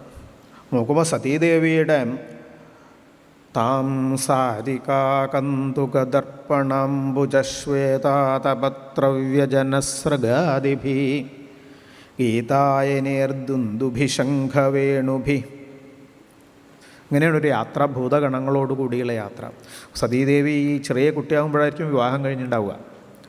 അപ്പോൾ പന്തൊക്കെ എടുത്ത് കളിച്ചുകൊണ്ടിരിക്കണം, അല്ലെങ്കിൽ തത്തക്കിളിയോടൊക്കെ കിന്നാരം ചൊല്ലിക്കൊണ്ട് നിൽക്കണ സതീദേവിയെ ആ പന്ത് കളിയുടെയും ഇടയിൽ നിന്നായിരിക്കും വിവാഹമണ്ഡപത്തിലേക്ക് മഹാദേവൻ്റെ അടുത്തേക്ക് കൂട്ടിച്ചേർത്ത് ഇരിക്കാൻ കൊണ്ടുപോയിട്ടുണ്ടാവുക. കളിയൊക്കെ വിട്ടിട്ട് കളിക്കണ പ്രായം. അപ്പോൾ ഇപ്പോൾ അതൊക്കെ കൊണ്ടുവന്നിട്ട് ഇങ്ങോട്ട് കൈലാസിക്ക് വരുമ്പോൾ ഇതൊക്കെ ഈ പന്തിനെയും തത്തക്കുട്ടിയെയും ഒക്കെ ഇങ്ങോട്ട് കൊണ്ടുവന്നുണ്ട്. ഇപ്പോൾ തിരിച്ച് താൻ കളിച്ച് നടന്ന സ്ഥലത്തേക്ക് പോകുക എന്ന് പറയുമ്പം ഈ പന്തും ഇതൊക്കെ എടുത്തിട്ടാണ് പോണത് എന്നർത്ഥം. അവിടെ ചെന്നപ്പോൾ ഈ സഹോദരിമാർ അമ്മയൊക്കെ സ്വീകരിച്ചു. ബാക്കിയുള്ളവർ ദക്ഷൻ അച്ഛൻ ബാക്കിയുള്ള ആൾക്കാരൊന്നും കണ്ട ഭാവം നടിച്ചില്ല എന്ന് മാത്രമല്ല, ഈ മഹാദേവൻ്റെ ഹവിർഭാഗം മഹാദേവനുള്ളത് നീക്കി വെച്ചിട്ടില്ല എന്നുള്ളതും സതീദേവി കണ്ടെത്തി. അപ്പം അവിടുന്ന് ഒരു ജഗർഹസാമർഷവിപന്നയാധിയ ശിവദ്വിഷം ധൂമപഥശ്രമസ്മയം, നേരത്തെ പറഞ്ഞ വാക്കുകൾ ധൂമപഥശ്രമസ്മയനായിട്ടുള്ള ദക്ഷനെ കണ്ടു എന്നാണ്. കാരണം ശിവദ്വിഷം, ആ യജ്ഞശാല മുഴുവൻ അഹങ്കാരത്തിൻ്റേതായിട്ടുള്ള കറുത്ത പുകകളെ കൊണ്ട് നിറഞ്ഞൊരു യജ്ഞശാല, അല്ലെങ്കിൽ ഈ ഇഹലോകത്തിലുള്ള ഐശ്വര്യാദികളിൽ ആഗ്രഹിച്ചുകൊണ്ട് മത്തന്മാരായിട്ട് നിൽക്കുന്ന ഒരു യാഗം. അവിടെ വെച്ചിട്ടാണ് സതീദേവി സ്വതേജസ ഭൂതഗണാൻ സമുത്ഥിതാൻ നിഗൃഹ്യ ദേവി ജഗതോഭിശൃണ്വതാം. ഈ യജ്ഞശാലയിലൊക്കെ ഓരോ അധികാരമുള്ള ആൾക്കാർക്കും അഭിപ്രായം പറയാം. ആ അഭിപ്രായം പറയാനുള്ള സ്ഥാനങ്ങളുണ്ടാവും, ഓരോരുത്തർക്കും നിൽക്കേണ്ടതായിട്ടുള്ള സ്ഥാനം ഉണ്ടാവും അല്ലേ. നമ്മൾ ദക്ഷയാഗം നടന്നത് എവിടെയാണ് പറയാം? കൊട്ടിയൂർ അല്ലേ, കൊട്ടിയൂർ പറയും. ഉത്തരേന്ത്യയിൽ പോയാൽ ഹരിദ്വാരത്തിൻ്റെ അടുത്ത് കൻഖൽ എന്നുള്ള സ്ഥലത്ത് ആണെന്ന് പറയും ഉത്തരേന്ത്യക്കാർ. എന്തായാലും അവിടെ ആ അമ്മാറക്കല്ലിൽ സതീദേവി അവിടെ ചെന്ന് എഴുന്നേറ്റ് നിന്ന് ലോകസ്യ ശൃണ്വത, ലോകത്തിലുള്ള സകല ആൾക്കാരും അവിടെ വന്നിട്ടുണ്ട്. അവർ കേൾക്കാൻ വേണ്ടിയിട്ട് കൂടെ ചില വാക്കുകൾ പറഞ്ഞു എന്നാണ്. വാക്കുകൾ പറഞ്ഞത് ഈ മഹാത്മാക്കളും അഹങ്കാരികളും തമ്മിലുള്ള വ്യത്യാസം. അഹങ്കാരികളായിട്ടുള്ള ആൾക്കാരെന്താ നോക്കുക അല്ലേ? ദക്ഷൻ നോക്കിയത് ഞാൻ വന്നപ്പോൾ ആരൊക്കെ എഴുന്നേറ്റ് നിന്നില്ല നോക്കി, അവിടെയാണ് അപകടം. ഞാൻ വന്നപ്പോൾ ആരൊക്കെ എഴുന്നേറ്റ് നിന്ന് നോക്കിയാൽ വലിയ അപകടമില്ല. ഞാൻ വന്നപ്പോൾ ആരൊക്കെ ബഹുമാനിച്ചില്ല, ഞാൻ വന്നപ്പോൾ ആരൊക്കെ എഴുന്നേറ്റ് നിന്നില്ല എന്നുള്ളത് നോക്കി. ഇതാണ് ദോഷത്തെ കാണുക. ബാക്കിയുള്ള ഗുണത്തെ ഒന്നും കാണാതെ ദോഷം എന്തെങ്കിലും ഉണ്ടോ ബാക്കിയുള്ളവർ, ഇതൊക്കെ നമ്മളിൽ പ്രവർത്തിക്കുന്നുണ്ട്. നമുക്ക് നോക്കിക്കഴിഞ്ഞാൽ നമുക്ക് ഒരാളെക്കുറിച്ചിട്ട് നല്ലത് കേൾക്കണമാണോ ഇഷ്ടം, അതോ ഗോസിപ്പ് കേൾക്കണമാണോ ഇഷ്ടം? ആലോചിച്ചാൽ മതി. അപ്പോഴാണ് നമ്മുടെ നിസ്സാരത നമ്മുടെ എത്ര വലിയ ആൾക്കാരായിട്ടുണ്ടെന്നൊക്കെ നമ്മുടെ ഉള്ളിലേക്ക് നോക്കിയാൽ ഇങ്ങനെ നമുക്ക് ബാക്കിയുള്ളവരെ കുറിച്ചിട്ട് മോശമായത് കേൾക്കാനാണ് നമ്മൾ താല്പര്യപ്പെടുക, ഈ മാലിന്യങ്ങളുള്ളത് കാരണം. അപ്പോൾ ഇത് അഹങ്കാരികളുടെ ഒരു സ്വഭാവമാണ് എന്നാണ്. അവർ എത്രയെത്ര ഗുണങ്ങളുണ്ടെങ്കിലും അവർ കാണുക ഈ ദോഷം കാണും. എന്നിട്ട് ആ ദോഷത്തെ മാത്രം ഇങ്ങനെ വലുതാക്കി കൊണ്ടുവരും അവർ. മഹാത്മാക്കൾ എത്രയെത്ര ദോഷമുണ്ടെങ്കിലും അവിടെയുള്ള ഏതെങ്കിലും ഒരു ഗുണമുണ്ടോ നോക്കും. എന്നിട്ട് ആ ഗുണത്തെ ഗുണാശ്ച ഫൽഗൂൻ ബഹുളീകരിഷ്ണവോ, അങ്ങനെ ചെയ്യുന്ന ഒരാളാണ് മഹാദേവൻ അല്ലേ. അച്ഛൻ എന്തൊക്കെ വാക്കുകൾ പറഞ്ഞു, നേരത്തെ പറഞ്ഞ പോലെ യശോഘ്നഃ നിരപത്രപഃ മത്തജനപ്രിയഃ മത്തഃ മർക്കടലോചന എന്നൊക്കെ പറഞ്ഞപ്പോഴും അതിലെന്തെങ്കിലും നല്ലതുണ്ടോ നോക്കി മഹാദേവൻ. എന്നിട്ട് ആ നല്ലതിനെ മാത്രം എടുത്തു, അതിനെ മാത്രം പുകഴ്ത്തി, അതിനെ മാത്രം കണ്ടു.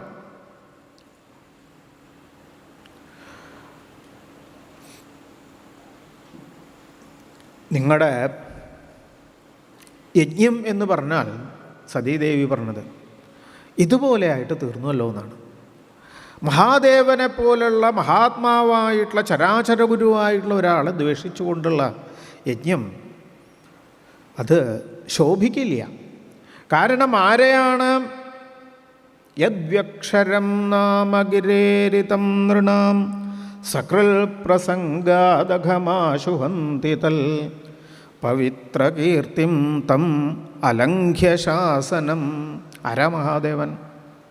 അലംഘ്യശാസനനായിട്ടുള്ള ആരുടെ വാക്കുകളാണോ ലോകം ധിക്കരിക്കാത്തത്, ലോകപാലന്മാർ ധിക്കരിക്കാത്തത്, അങ്ങനെയുള്ള മഹാദേവൻ്റെ കാരുണ്യം എത്രയുണ്ട്? യദ്വക്ഷരം നാമഗിരേരിതം നൃണാം സകൃത്.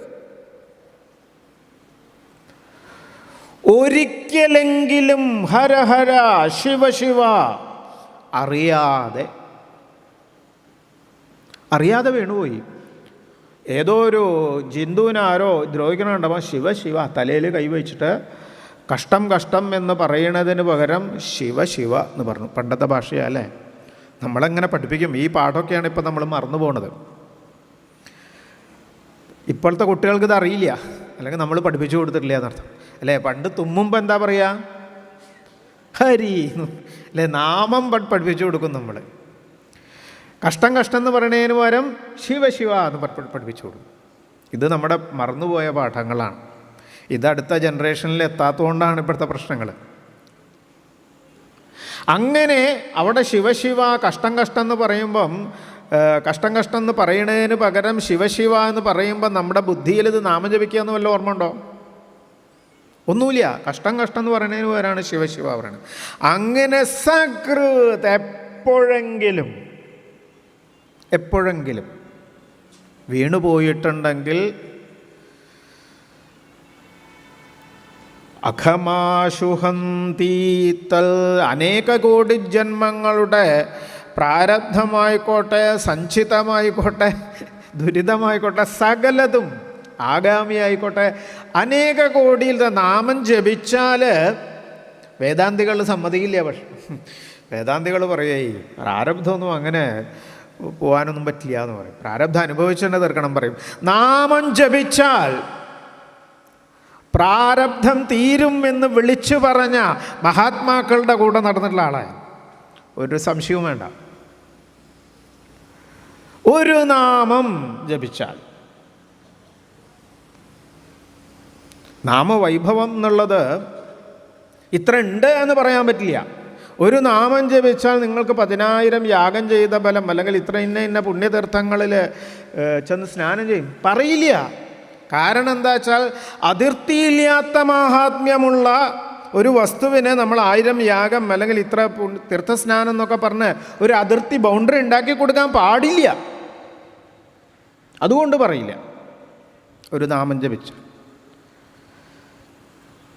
അങ്ങനെയുള്ള കാരുണ്യമുള്ള എപ്പോഴെങ്കിലും ഒരു തിരുനാമം ജപിച്ചാൽ ആ ജീവൻ്റെ അനേക കോടി ജന്മങ്ങളുടെ സകല പ്രാരബ്ധങ്ങളെയും ദുരിതങ്ങളെയും പാപങ്ങളെയും ഇല്ലാതാക്കി മഹാനന്ദത്തിലേക്ക്, സച്ചിദാനന്ദത്തിലേക്ക് ഏറ്റെടുത്തു വയ്ക്കുന്ന കാരുണ്യമുള്ള മഹാദേവൻ്റെ, അലംഘ്യശാസനനായിട്ടുള്ള മഹാദേവനെ ഭവാനഹോ ദ്വേഷ്ടി ശിവം ശിവേതരാം. അച്ഛൻ പറഞ്ഞില്ലേ, ഈ ശ്മശാനത്തിൽ ചുടലഭസ്മങ്ങളുടെ ഇടയിൽ കിടന്ന് നൃത്തം ചെയ്ത് തലയൊട്ടി മാല ധരിച്ചു നിൽക്കുന്ന ആളാണ് എൻ്റെ മഹാദേവൻ എന്ന് പറഞ്ഞില്ലേ. നോക്കൂ അച്ഛാ, മഹാദേവൻ ചുടലഭസ്മത്തിൽ നൃത്തം ചെയ്ത് നിൽക്കുമ്പോൾ ആ ചുടലഭസ്മത്തിൻ്റെ പൊടികൾ ആ നൃത്തത്തിൽ ഉയർന്ന് പടരുമ്പോൾ ആ ഏതെങ്കിലും ഒരു ഭസ്മധൂളികൾ എൻ്റെ ശിരസിൽ വന്ന് വീഴണമെന്നുള്ള പ്രാർത്ഥനയോടുകൂടി ലോകപാലന്മാരുടെ കിരീടങ്ങളെ കൊണ്ട് അലങ്കരിക്കപ്പെടും ആ ശ്മശാനം. തങ്ങളുടെ ശിരസ്സിൽ ഈ ഏതെങ്കിലും ഒരു ഭസ്മധൂളികൾ വന്ന് വീഴുന്നത് കണ്ടാൽ അവരവരുടെ കർത്തവ്യങ്ങളിലേക്ക് പോകും. ശരിയാവും ഞങ്ങൾ ചെയ്യണത്. തന്മാല്യഭസ്മനൃകപല്യവസൽ പിശാചൈഹി യേ മൂർധഭിർദധതി തച്ചരണാവസൃഷ്ടം. അതുകൊണ്ട് സതീദേവി ഒരു തീരുമാനം എടുത്തു എന്നാണ്. ഇങ്ങനെയുള്ള ഇവിടെ പറയും സതീദേവി കർമ്മ പ്രവൃത്തം ച നിവൃത്തം അപ്യുതം വേദേ വിവിച്യോ ഭയലിംഗമാശ്വരം. നോക്കൂ, ഈ വാക്കുകളൊക്കെ നമ്മൾ ദക്ഷയാമരം പലപ്പോഴും ഇതൊന്നും പറയാൻ പറ്റില്ല. അതാണ് സത്രവേദിയിൽ വന്നിട്ട് പറയണം. ഈ വേദത്തിലെ വിഷയമാണ് നിവൃത്തം എന്നുള്ളതും പ്രവൃത്താണെങ്കിലും. പക്ഷേ ഒരേ പ്രവൃത്തിയാവട്ടെ നിവൃത്തിയാവട്ടെ മറ്റേതിനോടുള്ള വൈരുദ്ധ്യം ഉണ്ടാവാൻ പാടില്ല, അല്ലെങ്കിൽ മറ്റേതിനെ നിസ്സാരാക്കിയിട്ടോ ഒന്നും ചെയ്യേണ്ടതല്ല. അപ്പോൾ ഇവിടെ എന്താ ചെയ്യേണ്ടത്? വിരോധി തദ്യോഗപദൈകകർത്തരി ദ്വയം തഥാ ബ്രഹ്മണി കർമ്മ നർച്ഛതി.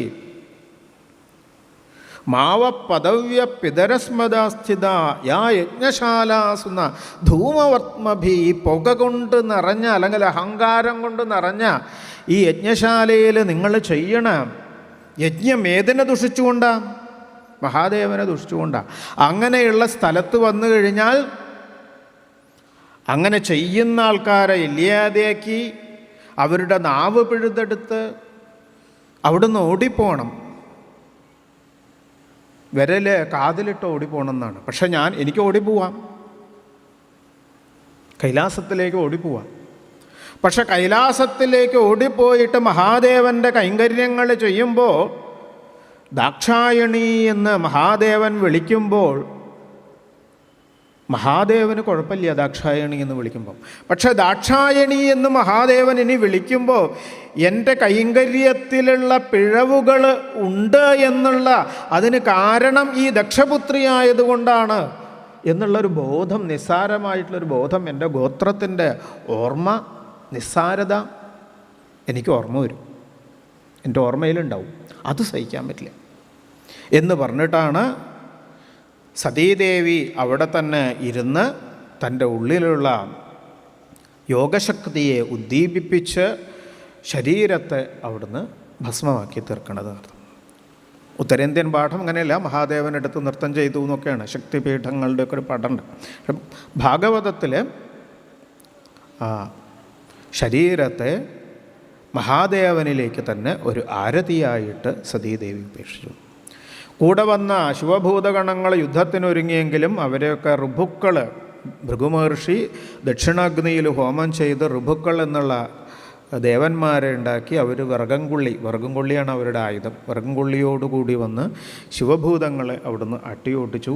ഇവിടെ ശിവഭൂതങ്ങൾ കൈലാസത്തിലെത്തി ചേരുന്നതിൻ്റെ മുമ്പ് തന്നെ ശ്രീനാരദ മഹർഷിയിൽ നിന്ന് സതീദേഹത്യാഗത്തിൻ്റെ വാർത്ത കേട്ട് ക്രുദ്ധ സുദോഷ്ടോഷ്ടപുട സധുർജട ജഡാം സടിദ്വന്യ സഡോഗ്രരോജസം ഉത്കൃത്യരുദ്ര സഹസോത്ഥിതോ ഹസൻ ഗംഭീരനാദോ വിസസർജതാം ഭുവി.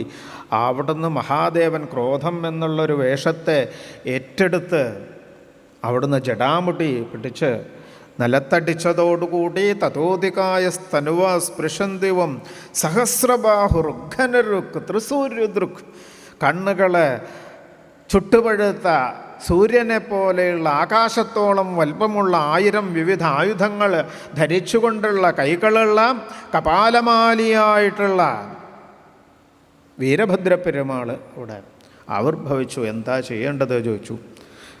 ദക്ഷയജ്ഞത്തെ ദക്ഷം സയജ്ഞം ജഹീം, ദക്ഷയനെയും യജ്ഞത്തെയും നശിപ്പിക്കൂ.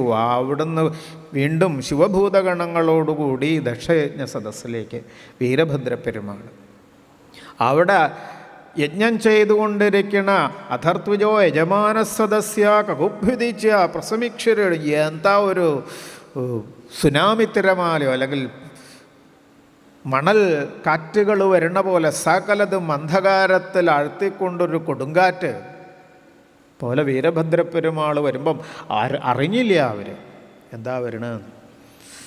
വേറെ ആരും ഇല്ലേന്നൊക്കെ ആലോചിക്കും. പ്രാചീന ബരീസിനൊക്കെ ഇവിടെ സൂചന ഉണ്ട് ഭാഗവതത്തിൽ. ഈ സമയത്ത് പ്രാചീന ബരീസ്, നമ്മളിനി ചൗർത്ഥസ്കന്ധത്തിൻ്റെ അവസാനത്തെ ഭാഗത്ത് നോക്കിയാലാണ് പ്രാചീന ബരീസിൻ്റെ കഥ.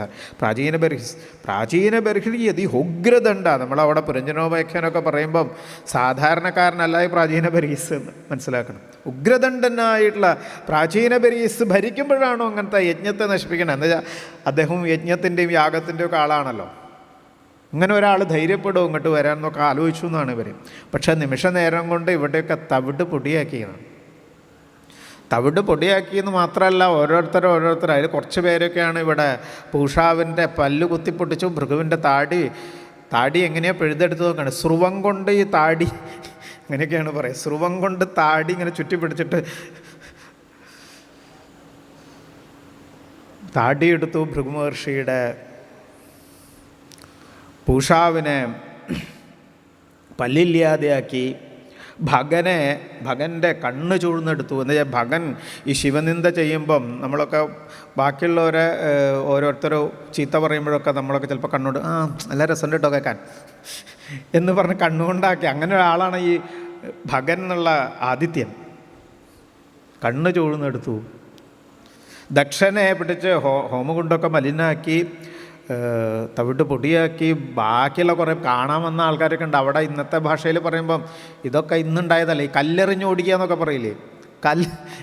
ആയുധങ്ങളെ കൊണ്ടും കല്ലുകൾ എറിഞ്ഞിട്ടൊക്കെയാണ് ഓടിപ്പിക്കണവരോട്. വളരെ രസകരമാണ് അതിൻ്റെ വർണ്ണനകളൊക്കെ.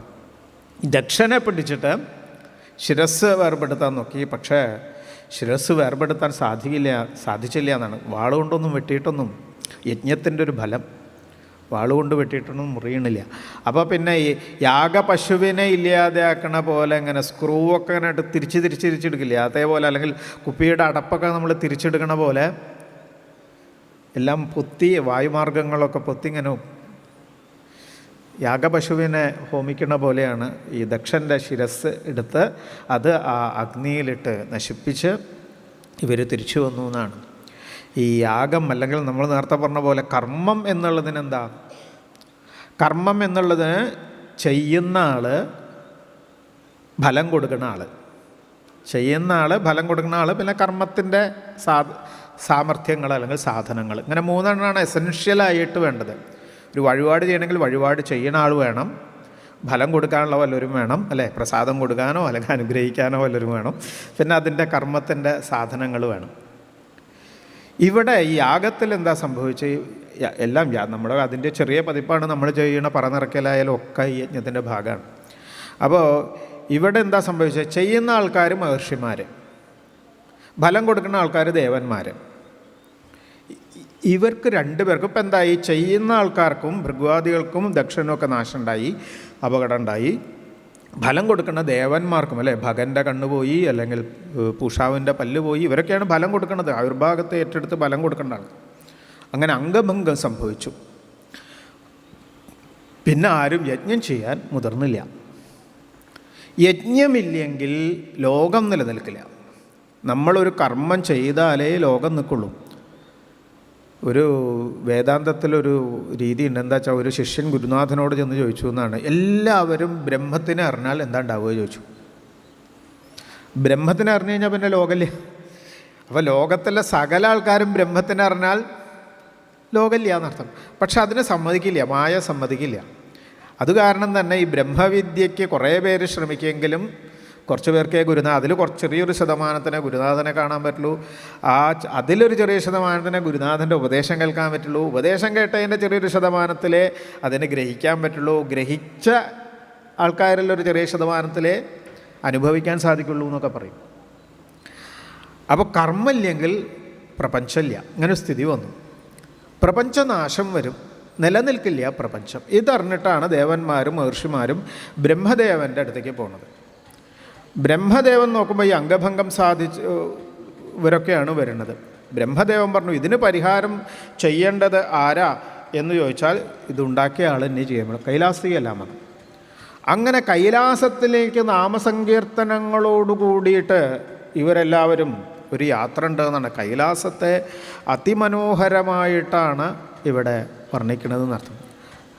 എന്താ അതിൻ്റെ വർണ്ണന? നമ്മൾ പോയാൽ നമ്മുടെ സമയം പോകും. ഈ ഇന്നത്തെ ഇപ്പോൾ ഏകദേശം നിങ്ങൾക്ക് മനസ്സിലാവാൻ വേണ്ടിയിട്ട് പറയുക വെച്ചാൽ, ഏത് വഴിക്കാണ് പോയിട്ടുണ്ടാവുക എന്നൊക്കെ ഇന്നത്തെ പോലെ തന്നെ ഹരിദ്വാരത്തിൽ പോയിട്ട് ഇങ്ങനെ പോയിട്ടുണ്ടാവും ദേവന്മാരും മഹർഷിമാരും. ഹരിദ്വാരത്തിൽ പോയിട്ട് ബദ്രീനാഥത്തിൻ്റെ മുൻപ് ഗോവിന്ദഘട്ട് എന്നൊക്കെ പറഞ്ഞ സ്ഥലമുണ്ട്. അവിടുന്ന് ഒരു വലത്തോട്ട് തിരിഞ്ഞു പോയി, ജോഷിമഠ് കഴിഞ്ഞിട്ട് വലത്തോട്ട് തിരിഞ്ഞു പോകണം. അങ്ങനെ പോകുമ്പം വാലി ഓഫ് ഫ്ലവേഴ്സ് എന്നൊക്കെ പറയും. ഇന്നത്തെ മനസ്സിലാവാൻ വേണ്ടിയിട്ടാണോ പറയണേ? അങ്ങനെ തന്നെ മനസ്സിലാക്കാൻ വേണ്ടി പറയണു. ഇങ്ങനെയല്ല അന്ന് സംഭവിച്ചിട്ടുണ്ടാവുക. അന്ന് ഇന്നത്തെ മാതിരിയല്ല സംഭവിച്ചിട്ടുണ്ടാവുക. അങ്ങനെയൊക്കെ പോയാലാണ് ഈ വൈശ്രവണൻ്റെ അളകാപുരിയൊക്കെ ഉണ്ടാവുക. അങ്ങനെ പോയിട്ടുണ്ട് കൈലാസിൽ. നന്ദാചാളക നന്ദാച സരിതോ ബാഹ്യതപ്പുര തീർത്ഥപാദ ബദാംഭോജ, ഇങ്ങനെ മനോഹരമായുള്ള കൈലാസം. നമ്മൾ അവിടെ ഒരു വാക്കിൽ പോയാൽ ചിലപ്പോൾ അവിടെ നിൽക്കും. അതുകൊണ്ട് ഞാൻ കൂടുതൽ പറയുന്നില്ല. കൈലാസത്തിൻ്റെ വർണ്ണന. അവിടെ കൈലാസത്തിലേക്കെത്തി പ്രപഞ്ചവൃക്ഷം എങ്ങനെയാ 100 യോജന വിസ്താരമുള്ള 75 യോജന ഭാഗങ്ങളിലേക്ക് വിസ്താരമുള്ള നിഴലിന് മാറ്റം സംഭവിക്കാത്ത നിർനീഡമായുള്ള പക്ഷികളുടെ കൂടുകളൊന്നുമില്ലാത്ത പ്രപഞ്ചവൃക്ഷത്തിൻ്റെ താഴെ യോഗമുദ്ര അല്ലെങ്കിൽ തർക്കമുദ്ര പിടിച്ച് സനകാദികൾ നാരദാദികൾക്ക് ഉപദേശങ്ങൾ കൊടുത്ത് എങ്ങനെ ഇരിക്കണത്? ഇടത്തെ കാല് വലത്തെ തൊട്ടയുടെ മുകളിൽ വെച്ച് തർക്കമുദ്ര അല്ലെങ്കിൽ ചിന്മുദ്ര എന്നൊക്കെ പറയുന്ന തർക്കമുദ്ര പിടിച്ചു നോക്കിയിട്ടുണ്ടാവും. പിടിക്കാൻ തന്നെ നല്ല വിരലുകൾക്കൊക്കെ നല്ല ശക്തിയുള്ള ആൾക്കാർക്ക് പിടിക്കാൻ പറ്റുള്ളൂ, കുറച്ചു നേരം പിടിച്ചു നിൽക്കാൻ പറ്റുള്ളൂ. തർക്കമുദ്ര പിടിച്ച് ഉപദേശങ്ങൾ കൊടുക്കണ ആ ക്രോധത്തെ അഴിച്ചു വെച്ച ദക്ഷിണാമൂർത്തിയായിട്ടുള്ള മഹാദേവനെ ചെന്നിട്ടാണ് ഇവരൊക്കെ നമസ്കരിച്ചത്. ബ്രഹ്മദേവൻ മുന്നിൽ വന്നിട്ട് അങ്ങ് തന്നെയല്ലേ ഉണ്ടാക്കുന്ന ആളും പ്രപഞ്ചത്തെ ഉണ്ടാക്കുന്ന ആളും കർമ്മത്തെ ഉണ്ടാക്കുന്ന ആളും കർമ്മഫലത്തെ കൊടുക്കുന്ന ആളും ഒക്കെ അങ്ങ് തന്നെയല്ലേ, വീണ്ടും ശരിയാക്കി തീർക്കണം എന്ന് പറയാണ്.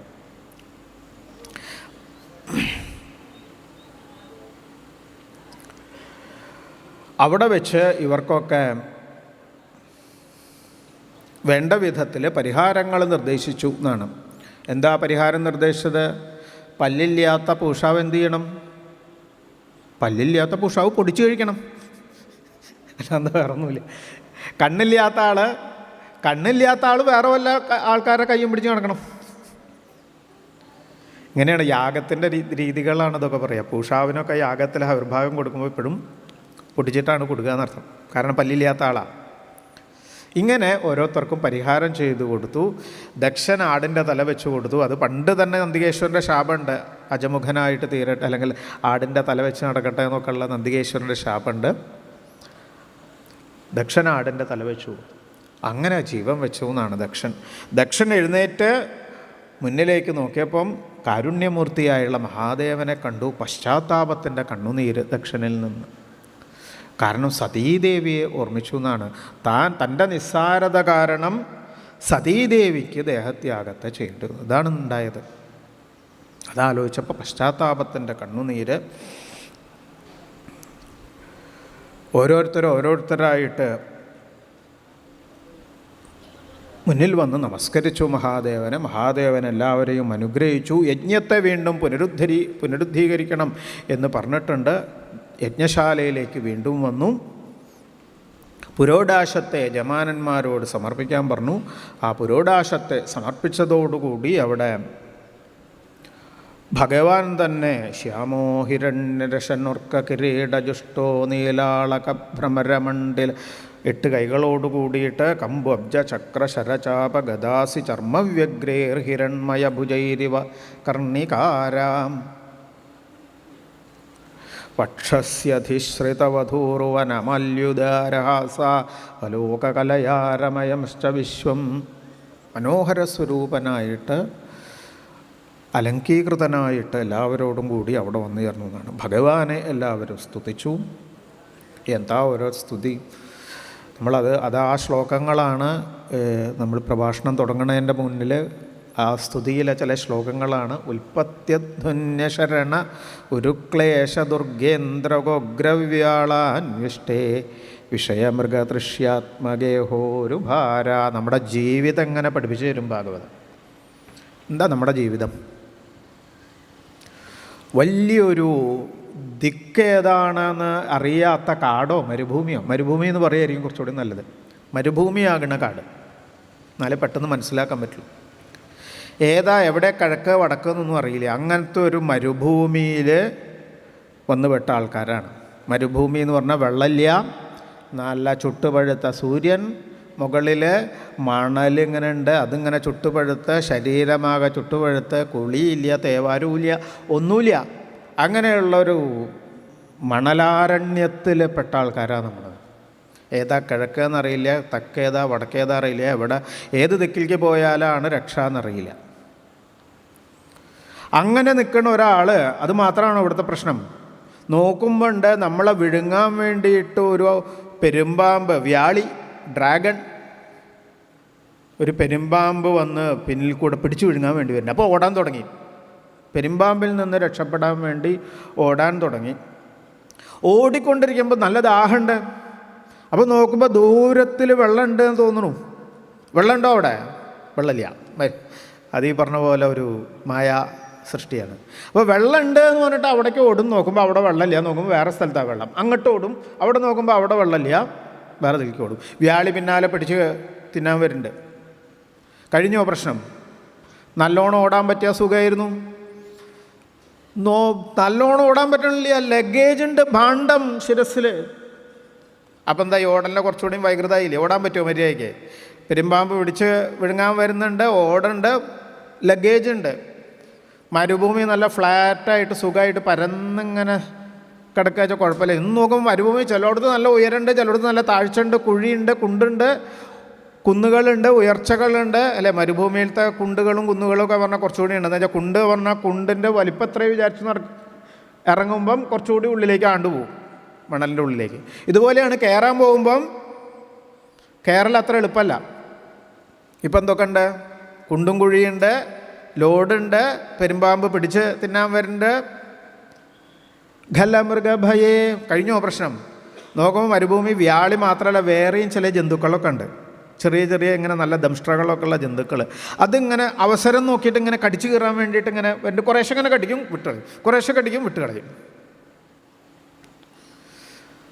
അതുമുണ്ട്, അങ്ങനത്തെ പ്രശ്നമുണ്ട്. കുണ്ടും കുഴിയുണ്ട്, വേറെ മൃഗങ്ങൾ കടിച്ചു കയറാൻ വരുന്നുണ്ട്, വ്യാളി വരുന്നുണ്ട്, ലോഡുണ്ട്, ചുട്ടുപഴുക്കണു അല്ലേ? ദാഹവും വിശപ്പും ഉണ്ട്, ചുട്ടുപഴുത്തുണ്ട് ശരീരം മുഴുവൻ. വെള്ളമുണ്ട് വിചാരിക്കുന്ന സ്ഥലത്ത് വെള്ളമില്ല, ഓടലാണ്, എവിടെയാണ് ദിശ എന്നറിയില്ല. ഇങ്ങനെയുള്ള ഒരു ഓട്ടാണ് നമ്മുടെ ജീവിതം. ഏതാ പെരുമ്പാമ്പ്? മരുഭൂമി എന്ന് പറഞ്ഞാൽ ജീവിതം. പ്രശ്നമില്ലേ എല്ലാവർക്കും? അപ്പോൾ എല്ലാവരും തലയാണ്. മരുഭൂമി എന്ന് പറഞ്ഞ ജീവിതം. ഏതാ വ്യാളി? അന്തകൻ അല്ലേ? എപ്പോഴാ ഇങ്ങനെ അടുത്തേക്ക് എത്തുക എന്നിങ്ങനെ അറിയില്ല. അന്തകനാകണ വ്യാളി.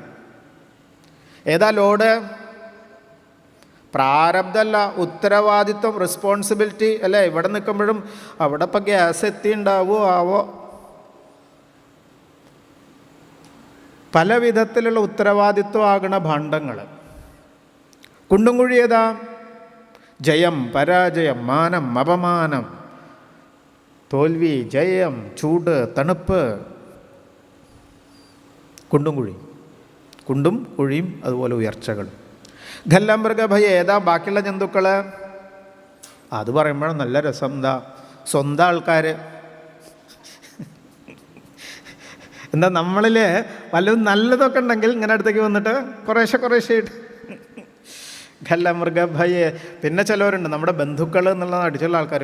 എന്തിനാ ഈ മള്ളിയൂർക്കൊക്കെ പോയിട്ട് വെറുതെ സമയം കളയണത് അല്ലേ? ഇവിടെ എന്തൊക്കെ ജോലിയുണ്ട് എടുക്കാൻ ചോദിക്കും. ആധ്യാത്മിക പദ്ധതിയിലേക്ക് വരുമ്പം ദുർജനങ്ങളാകുന്ന സ്വന്തം ആൾക്കാർ എന്നുള്ളത് പോലെ ദുർജനങ്ങളാകുന്ന ആൾക്കാർ വരുന്നു. ഇങ്ങനെയുള്ളൊരു ഓട്ടാണ്. ആ ഓട്ടത്തിൽ എവിടെയാ രക്ഷ? ഭഗവത്പാദാരവിന്ദത്തിൽ രക്ഷ. ഇതാണ് പറയണത്. ഇങ്ങനെ ഈ ദേവകീ ദേവിയൊക്കെ പറയും, ഇങ്ങനെ ഓടുമ്പോൾ ചിലപ്പോൾ ചെന്നങ്ങോട്ട് വീഴും എന്നാണ് ഈ മരുഭൂമിയിൽ. ദേവകീ ദേവി അവതാര സ്തുതിയിൽ പറയുന്നതാണ്, ഓടിക്കൊണ്ടിരിക്കുമ്പം വീഴും. നോക്കുമ്പോൾ നല്ല തണുപ്പുള്ള, ഈ നേരത്തെ പറഞ്ഞത് ദൂരെ വെള്ളമുണ്ട് തോന്നുന്നു. ഏതാ വെള്ളമുണ്ട് തോന്നുന്ന സ്ഥലം? ജീവിതത്തിൽ ഏതാ വെള്ളമുണ്ട്, സുഖമുണ്ട് എന്ന് പറയുന്ന സ്ഥലം? ഓരോ സാധനങ്ങൾ, വിഷയ സുഖങ്ങൾ, സുഖമാണ് വിചാരിക്കും. കൂടുതൽ വലിപ്പമുള്ള ഫ്രിഡ്ജ് കിട്ടിയാൽ 2 ആഴ്ചക്കുള്ള അരിമാവും കൂടി കയറ്റി വയ്ക്കാൻ തോന്നും.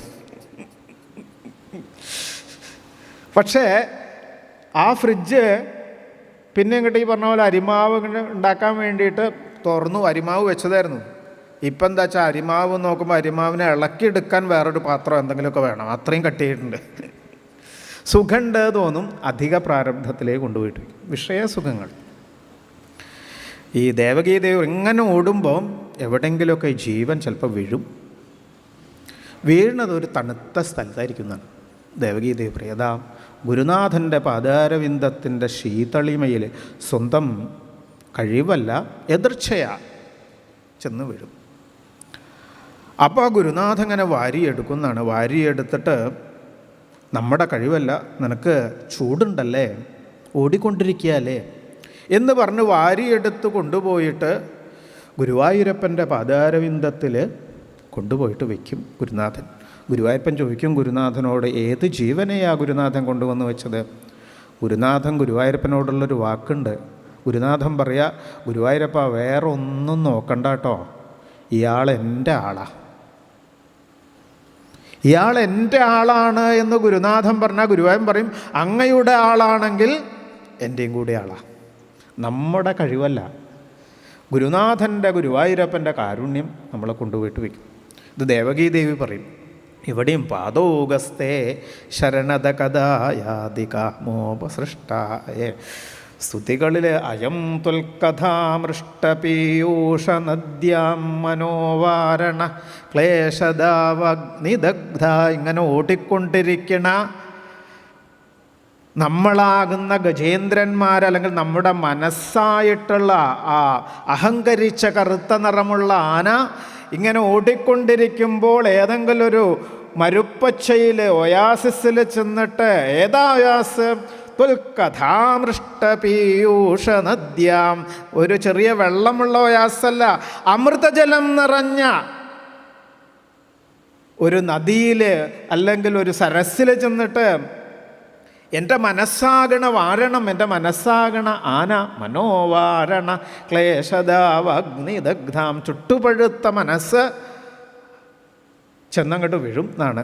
കഥാമൃഷ്ടപീയൂഷ നദിയിലേക്ക്, അമൃത ഭഗവല്ലീലാ നദിയിലേക്ക് ചെന്ന് ജീവൻ അങ്ങോട്ട് വീഴും.